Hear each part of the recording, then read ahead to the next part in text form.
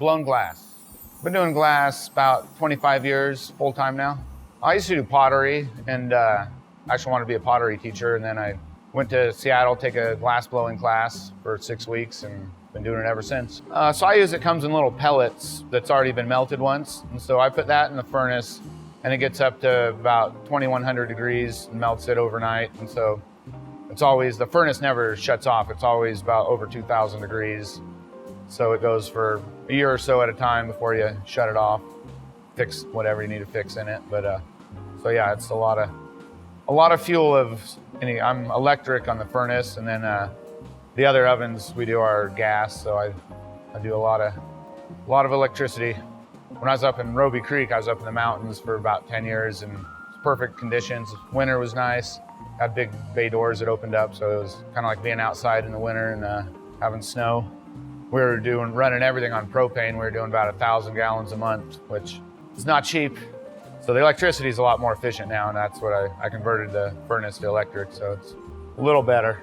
But yeah, it's a lot of fuel of some sort.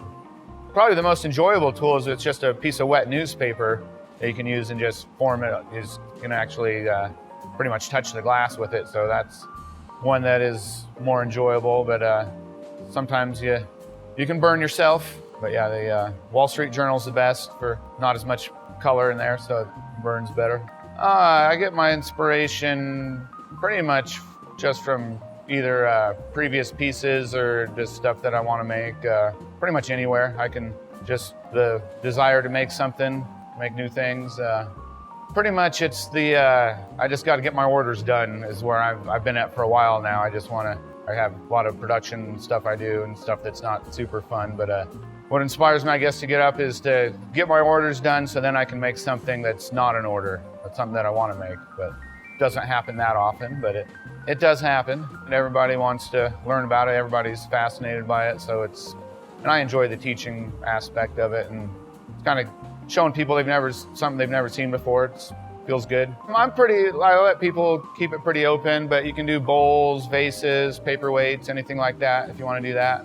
And yeah, I'll help them out as much as they want.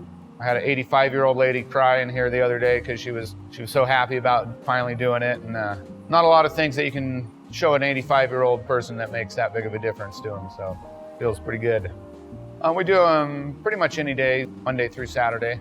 It's very therapeutic for a lot of people when they do glass, but I've always enjoyed creating things and making things to show people, and hopefully it might make them feel better if they see it, but or feel good about it, but enjoy it. It's pretty fun most of the time, except for summertime. It's a little rough on the conditions. It's kind of like doing physical labor in a sauna. Not always fun. But after you work with it a while, you get pretty used to it, so it seems pretty safe after a while. You just have to drink a lot of water. That's the main thing.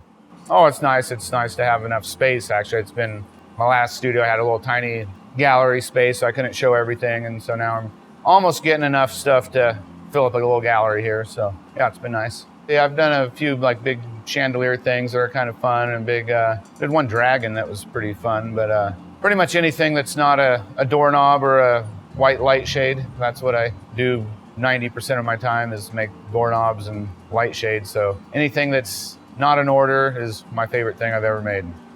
Most things it takes anywhere from half an hour to, you can spend several hours. You can do a lot of prep work and you could get a whole day of doing prep work and bank the piece, and then you can lose it all in a fraction of a second. So it doesn't happen that often. When you're learning, it happens you're probably breaking half the stuff you're making at least. But after 20 years or so, most stuff comes out pretty close, but it definitely doesn't always work out. So making big stuff is fun, but it does take a toll on your body and whatnot. And so I sometimes have to scale it back just to save my hands.